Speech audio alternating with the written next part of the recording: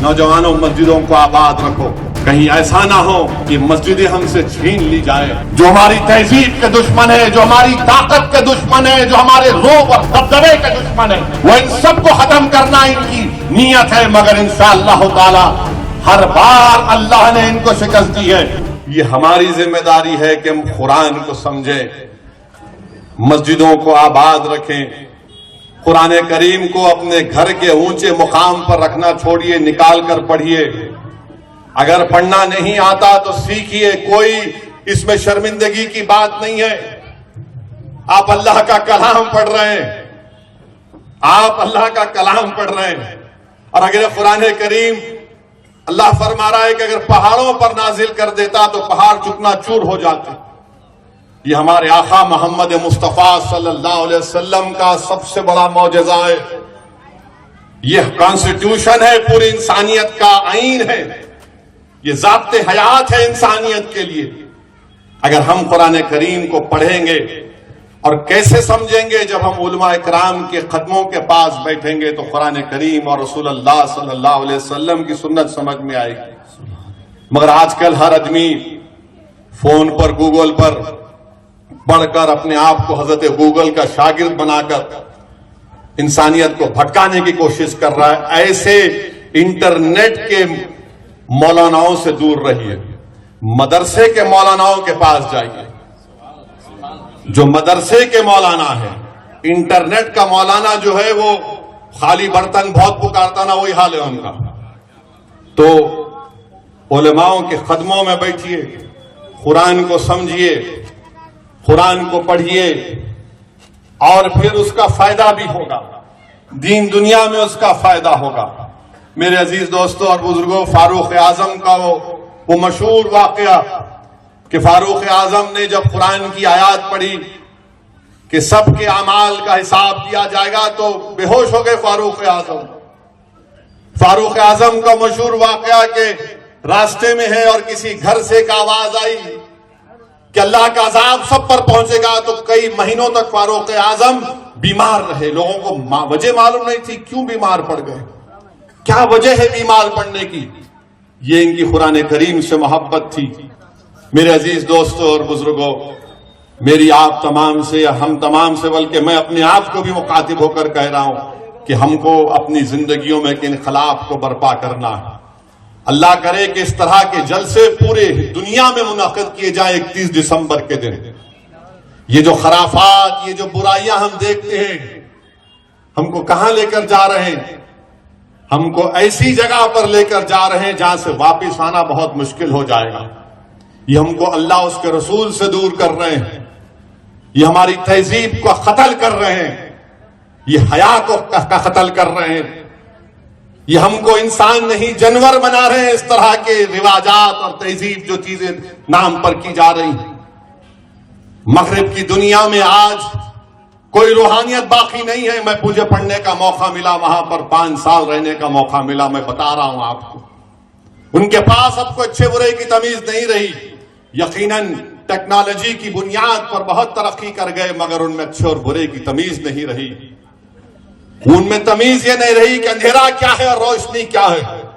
مگر میرے عزیز دوستوں اور بزرگوں، ابھی بھی ہمارے وطن عزیز میں، ہمارے اس محلے میں اچھے اور برے کی تمیز ہے، روحانیت ہے۔ اگر ہم ان تمام خرافات اور ان گناہوں کے راستے پر جائیں گے تو پھر ہم اپنی نسل کو کیا چھوڑ کر جائیں گے؟ اگر کوئی 10 سال کا بیٹا اپنے باپ کو دیکھے گا کہ کوئی مشہور گانے پر ناچ رہا ہے تو بیٹا بولے گا باپ ناچا تو میں تو اس سے بڑھ کے ناچوں گا۔ اگر کوئی بیٹی اپنی ماں کو دیکھے گی تو بیٹی یہی سمجھے گی کہ ہاں جب ماں کر سکتی ہے تو میں اس سے بہتر کروں گی۔ اسی لیے ہم دیکھ رہے ہیں کہ قتل و غارت گیری ہو رہی ہے، اسی لیے ہم دیکھ رہے ہیں کہ ڈرگز کا مسئلہ ایک بہت بڑا مسئلہ بن چکا ہے، اسی لیے ہم دیکھ رہے ہیں کہ ہم چور اور ایماندار میں فرق محسوس نہیں کر رہے ہیں، ہم سچائی اور جھوٹ میں فرق محسوس نہیں کر رہے ہیں، ہم حق اور باطل کی تمیز کو بھول چکے ہیں۔ کیوں؟ کیونکہ ہم یہ تمام گناہوں میں، خرافات میں یہ کیسے پیدا ہوئی ہیں؟ یہ اچانک نہیں پیدا ہوتی میرے بھائی، جسم میں اگر کوئی بیماری پیدا ہوتی ہے تو تھوڑا تھوڑا کر کے آخر میں آپ کو ایسا بیمار کرتی ہے کہ آپ پھر اپنے بستر سے بھی نہیں اٹھ سکتے. تو انسان کے لیے بھی ضروری ہے کہ اس بیماریوں کے لیے دور رکھنے کے لیے اور دل کی بیماری کے لیے اللہ کے رسول صلی اللہ علیہ وسلم نے فرمایا کہ قرآن کو پڑھو اور موت کو یاد کرو. اور یاد رکھیے آپ، ہم تمام قبرستان کو جاتے ہیں، اپنے باپ، اپنی ماں، اپنے بھائی، اپنے دوست احباب کو دفن کرتے ہیں، مگر کسی کے دل میں، بہت کم لوگوں کے دل میں خیال پیدا ہوتا ہے کہ میں بھی آنے والا ہوں یہاں پر، میں بھی آنے والا ہوں ایک دن یہاں پر. یاد رکھو خبر میں جانا ہے، یاد رکھو قیامت آئے گی. قرآن میں اللہ نے فرما دیا کہ قیامت ایسی آئے گی کہ معصوم بچے جو ہوں گے، قیامت جب آئے گی تو وہ بوڑھے ہو جائیں گے. جب قیامت آئے گی تو معصوم بچے بوڑھے ہو جائیں گے. جب قیامت آئے گی تو بڑے بڑے پہاڑ روئی کی طرح اللہ اڑا دے گا، آسمان کو گرا دے گا. یاد رکھو قبروں سے اٹھنا پڑے گا، اللہ اٹھائے گا ہم کو قبروں سے، حساب کتاب ہوگا، اور رسول اللہ صلی اللہ علیہ وسلم کی شفاعت انشاءاللہ تعالی ہم تمام کو نصیب ہے. اور یاد رکھیے قرآن کریم کا جب ذکر ہے تو قرآن کریم میں اللہ فرما رہا ہے، شاید سورہ مزمل ہے جس میں بتایا گیا، علماء کرام نے اس کا ترجمہ کیا کہ جنت کے لوگ جہنمیوں سے پوچھیں گے کہ تم کیوں جہنم میں تم کو ڈالا گیا؟ تو وہ کہیں گے کہ ہم نماز نہیں پڑھتے تھے، ہم نماز نہیں پڑھتے تھے، ہم بھوکوں کو کھانا نہیں کھلاتے تھے، اور ہم قیامت کا انکار کرتے تھے.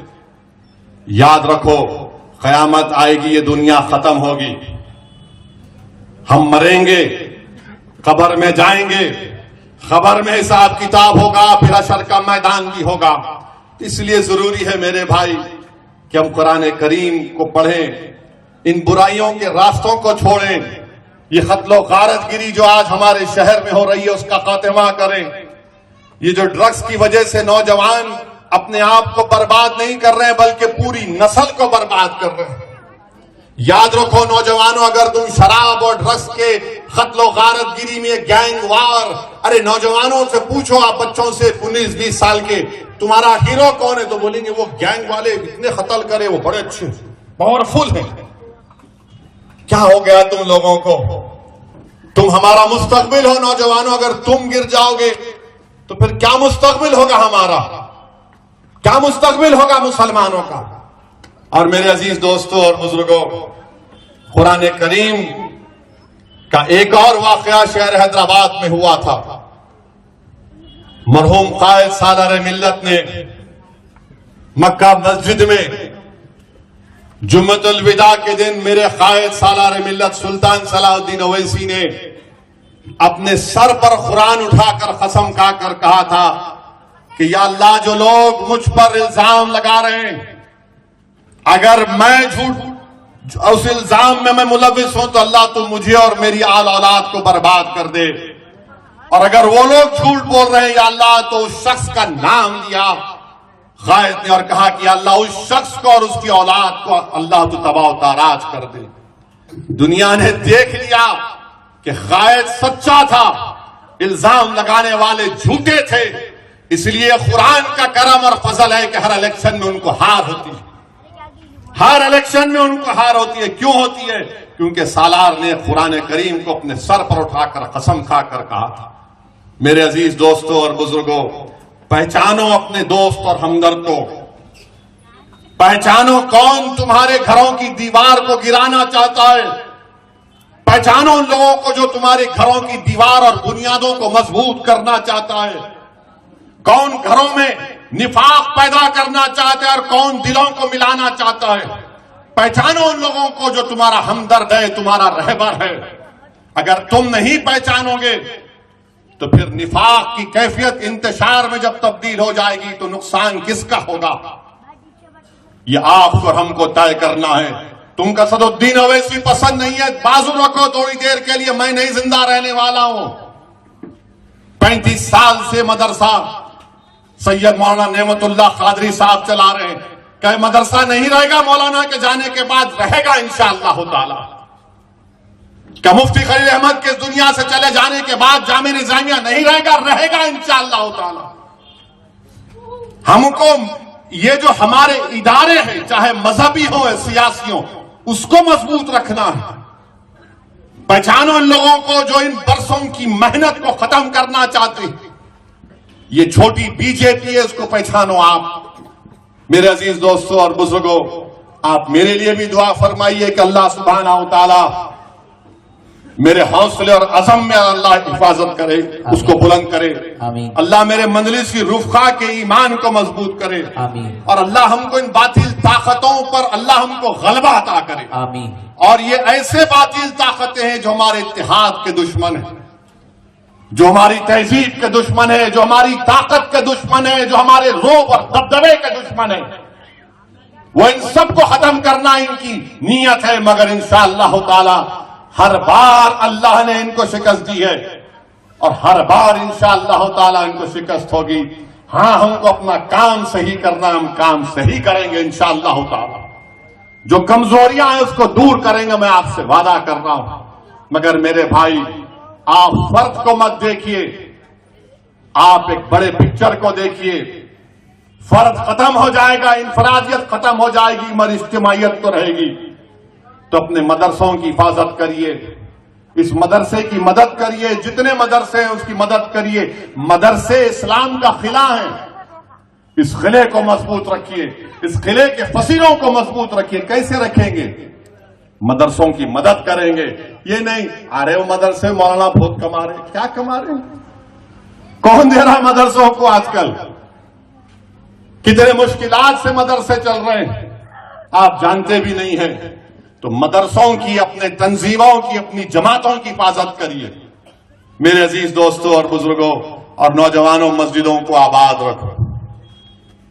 نوجوانوں, تم سے میں کہہ رہا ہوں, ہماری مسجد ہم نے کھو دی اور وہاں پر کیا کیا جا رہا ہے آپ دیکھ رہے ہیں. نوجوانوں, کیا تمہارے دلوں میں, ہمارے دلوں میں تکلیف نہیں ہوتی کہ جس جگہ پر ہم نے 500 سال حی علی الصلاۃ اور حی علی الفلاح کی صدائیں دی, جہاں پر ہم نے بیٹھ کر قرآن کریم کا ذکر کیا, جہاں پر ہم نے بیٹھ کر صلاۃ السلام کے نذرانے پیش کیے, آج وہ جگہ ہمارے ہاتھ میں نہیں ہے. نوجوانوں, کیا تم کو نہیں دکھ رہا کہ ابھی ایسے 3-4 مساجد ہیں جس میں دلی کی سنہری والی مسجد بھی ہے؟ میرے عزیز دوستو, یاد رکھو نوجوانوں, یہ جو طاقتیں ہیں نا تمہارے دل سے, جب اتحاد کو نکالنا چاہتے ہیں, کیوں نکالنا چاہتے ہیں؟ ملی غیرت کو ختم کر دیا جائے, ملی حمیت کو ختم کر دیا جائے.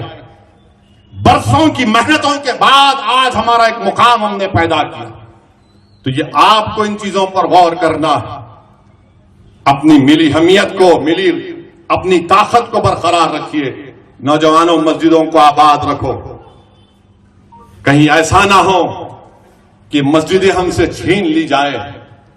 مجھے امید ہے کہ انشاءاللہ تعالی آج کا نوجوان جو کل کا بوڑھا ہوگا, وہ اپنی نظروں کو آگے رکھ کر اپنے دماغ پر زور ڈال کر سوچے گا کہ کس طریقے سے مجھے اپنے آپ کو, اپنے خاندان کو, اپنے شہر کو, اپنے محلے کو بچانا ہے. اتحاد ایک طاقت ہے, اتحاد ایک نعمت ہے. نفاق اور انتشار موت ہے, یاد رکھو میری اس بات کو. یہی چند گزارشات میں اختصار کے ساتھ آپ کے سامنے رکھا ہوں, اور میں ان علماء کرام کی موجودگی میں لب کشائی کیا ہوں. میں معافی چاہتا ہوں ان جید علماء کرام کی موجودگی میں, جن کے دل میں اللہ اس کے رسول کا علم ہے, جن کے بارے میں کہا گیا کہ یہ انبیاء کے وارث ہیں.